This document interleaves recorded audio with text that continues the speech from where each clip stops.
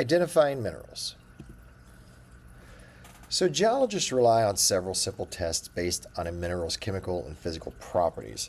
Some of these properties we'll talk about individually here in a minute, but they are crystal form, which is the shape of the crystal; luster, which is the way light reflects off the mineral; hardness, which is how hard it is to scratch the mineral; cleavage and fracture, which refers to how the mineral breaks; texture, which is kind of what the mineral feels like; streak is basically the color of the mineral in powdered form; and then color is just what color the mineral is when you look at it.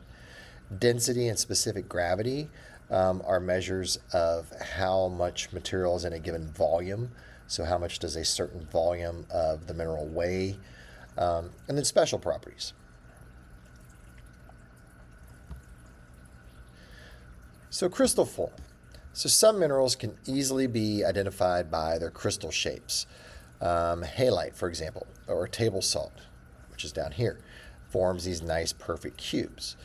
Quartz forms these six-sided crystals with these pointy ends. So this is a quartz crystal.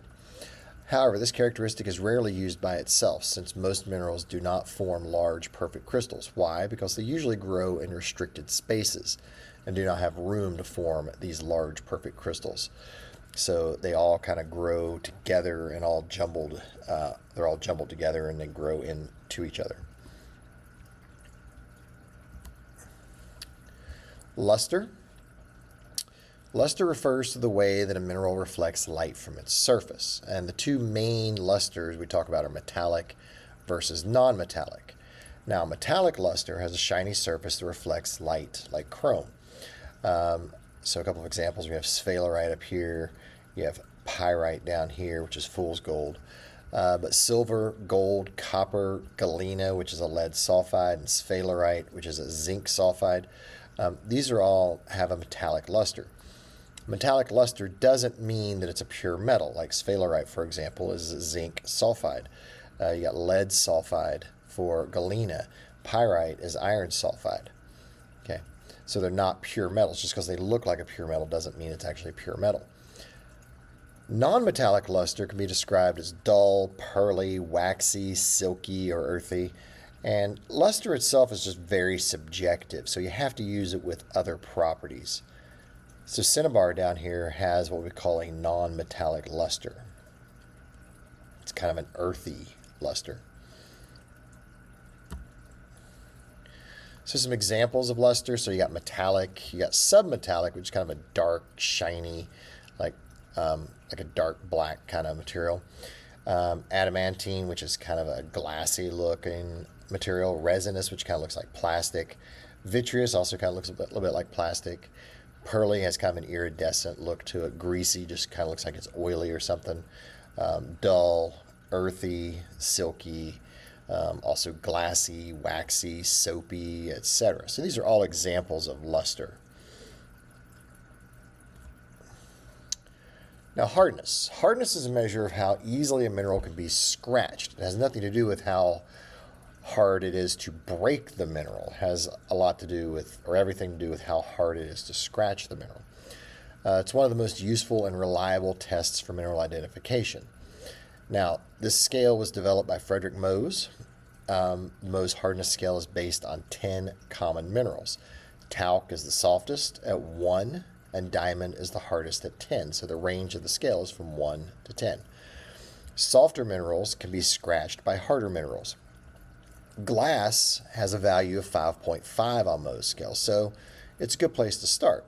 Basically to see if your mineral will scratch glass or not. If it'll scratch glass, then it's harder than 5.5, which is right close to the middle of Mohs scale. If it won't scratch glass, it's softer than 5.5. So Mohs scale looks something like this. So we have talc, which is a 1. We have gypsum, which is a 2. Calcite, which is a 3, fluorite, which is 4, apatite, which is 5, feldspar is 6, quartz is 7, topaz is 8, corundum is 9, and then diamond is 10. Now, corundum is also it's on sandpaper. It's actually aluminum oxide. Okay. Quartz is silicon dioxide, and a lot of these others are going to have more complicated formulas. Fluoride's calcium fluoride. Okay. But anyway, some common items that have these same hardnesses or have similar hardnesses or have hardnesses we can use. Sandpaper is corundum, so it's a 9. Street plate is actually quartz, and it has a hardness of 7. A steel file is a hardness of 6.5. Glass is 5.5. An iron nail is 4.5. A piece of copper is 3.5. And a fingernail is 2.5. So if you don't have all of these different minerals available, which they sell kits that actually have the first 9, they don't throw a diamond in there, but you can buy a kit that has the first 9 in it. But if you don't have one of those kits, you can just have a few items over here and get an idea of what the hardness actually is. So using Mohs scale, so how do we do this? So you begin by trying to scratch glass, which has a hardness of 5.5 with the unknown mineral. If it scratches glass, then you try to make a streak on a streak plate. If it leaves a streak on the streak plate, then its hardness is somewhere between 5.5 and 7, because the streak plate is 7. So if it will scratch the glass, it's harder than 5.5, but if it leaves a streak, then it's softer than 7. If it doesn't leave a streak, it's harder than 7.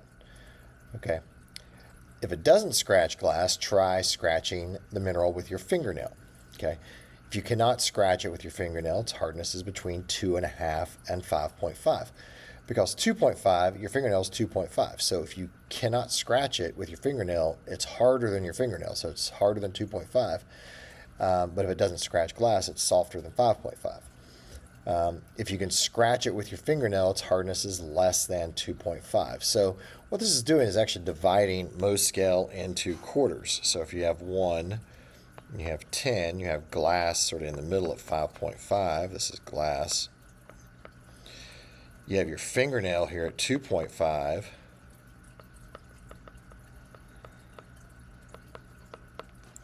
And then you have your streak plate up here at 7. Okay. So what you're doing is you're breaking this into 4 segments. So you can decide, is it here, or is it here, or is it here, or is it down here somewhere? So you can get an idea of how hard it is just by having a piece of glass and a streak plate, really. If a sample appears to have several different minerals, you're going to test several different spots on that sample. Now, how minerals break, so cleavage. So the arrangement of atoms determines how minerals will break. Breaks occur along planes where bonds are weak. So cleavage describes a mineral that splits relatively easily and evenly along one or more flat planes. So like our halite down here, our halite has a flat plane there, flat plane there, but it breaks that way though. So you're not actually cutting this. This is actually just, if you hit it with a hammer, it will break this way. But you use the number of planes and the angles they form to identify your mineral. So mica, for example, over here forms these nice flat sheets. It has one cleavage plane. These actually just peel off in flat sheets. Halite forms cubes, has 3 cleavage planes at right angles, at 90-degree angles. So this actually forms these nice little cubes. So if you ever look at salt under a microscope, with a magnifying glass, you see these perfect little cubes of salt. So fracture. So some minerals break unevenly along jagged edges. This occurs when the atoms are tightly bound together. Fracture describes minerals that break with a rough or jagged edge. Conchoidal fracture is a special type of fracture where arc-like patterns resembling clamshells are formed at breaks. Some minerals that do this are flint, jasper, and chalcedony. So those are some examples of this.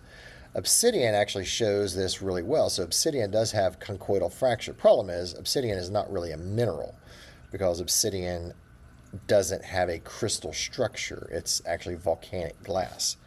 So obsidian is really not a mineral. So you gotta be careful with that. But it does show our conchoidal fracture really well. So halite has perfect cleavage in 3 directions and forms these nice little cubes. So it breaks apart into pieces that have 90-degree angles. Strong bonds in quartz prevent cleavage from forming, so you end up with this sort of fracture pattern here that's kind of random. And then conchoidal fractures are characteristic of microcrystalline minerals such as flint. So flint has very tiny crystals in it. So you sort of get this sort of conchoidal fracture here. You kind of see these sort of clamshell looking arc patterns. And then streak. Streak is the color of a mineral when it is broken up and powdered. Okay, so this is commonly created by rubbing the mineral on a piece of unglazed porcelain called a streak plate. That's what these are here. These are streak plates. This can only be used on minerals that are softer than the porcelain. Porcelain has a hardness of 7, so the mineral has to be softer than the porcelain. Otherwise, it won't actually leave a streak. It's usually white for non-metallic minerals, so streak is not super useful for non-metallic minerals because they're going to just leave a white streak. This is more reliable than the bulk color of the mineral, though. So the color of the bulk mineral is basically the color of like the actual sample. Like the bulk mineral is this. So this is sort of a reddish. This is sort of a grayish bulk mineral color here. It's very useful for identifying metallic minerals, though. So hematite, which is our example over here, has a red and a silver form. So these are both hematite, actually. So both of these, even though they got a red form and this sort of grayish silver form, they're both going to leave a sort of reddish brown streak on the streak plate. Okay, so it's very useful for identifying metallic minerals, but not so much for non-metallic minerals. Color. One of the most noticeable yet least reliable characteristics of a mineral. So the color is usually affected by the presence of trace elements. These are small amounts of elements mixed in the crystal. Now these don't change what the actual mineral is, but it does change the color of the mineral.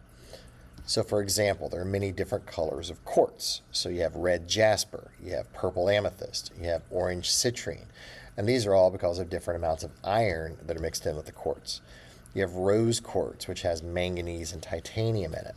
And then you have something like milky quartz, which just has bubbles of gas or liquid trapped in the crystal. So it's just pure quartz, but it's got gas or liquid trapped in there as bubbles. So color, again, most noticeable but least reliable characteristic. So some examples here. You got your red jasper, you got your purple amethyst, you got citrine, you got some rose quartz here. So these are just all examples. These are all quartz, but they are all different colors because of the trace elements that are in there. So special properties of minerals. So you have double refraction, which this occurs when a ray of light passes through the mineral and is split into 2 rays. Calcite does this, and basically this is what it looks like. You have a piece of clear calcite. If you lay it on something, it's going to double the image that's underneath it. So you get this sort of double refraction pattern. Effervescence occurs when a reaction with hydrochloric acid causes the mineral calcite and limestone to fizz. So calcite is your mineral here. Limestone is one of our main rocks that we test with acid to see if it effervesces to identify limestone. Magnetism occurs between minerals that contain iron. So only magnetite and pyrrhotite are strongly magnetic. But they can be like natural permanent magnets that you can stick stuff to, or a magnet will stick to them.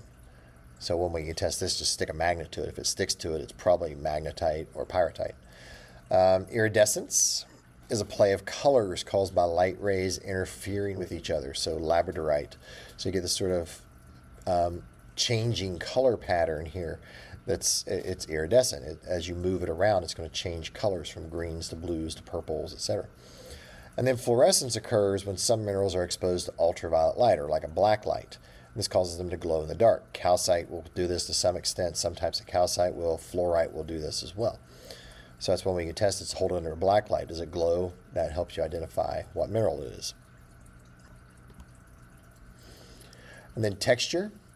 Texture describes how a mineral feels to the touch. So this is very subjective. Should be used with other properties because people may not agree on textures.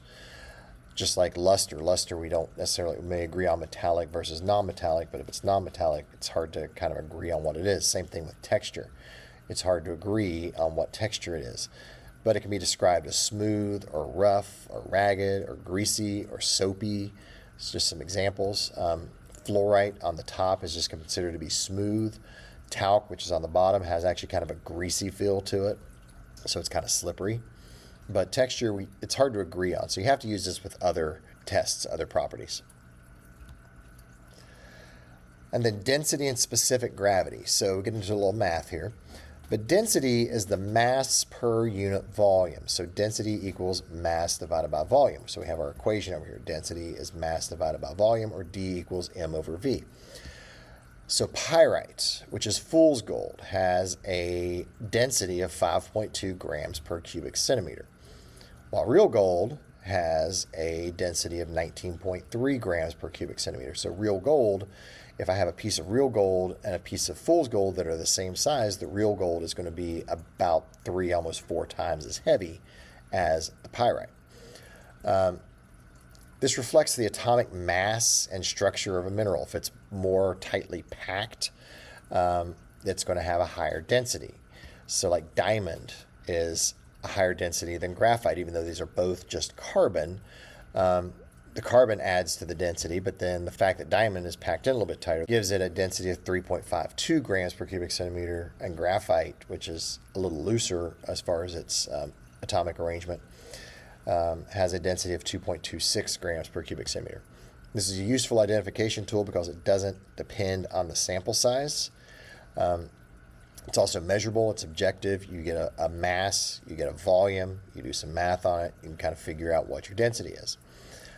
Density is commonly measured using specific gravity, which is the ratio of the mass of a substance to the mass of an equal volume of water at 4 degrees Celsius. Now, in the metric system, 1 milliliter of water is equal to 1 gram of water. So water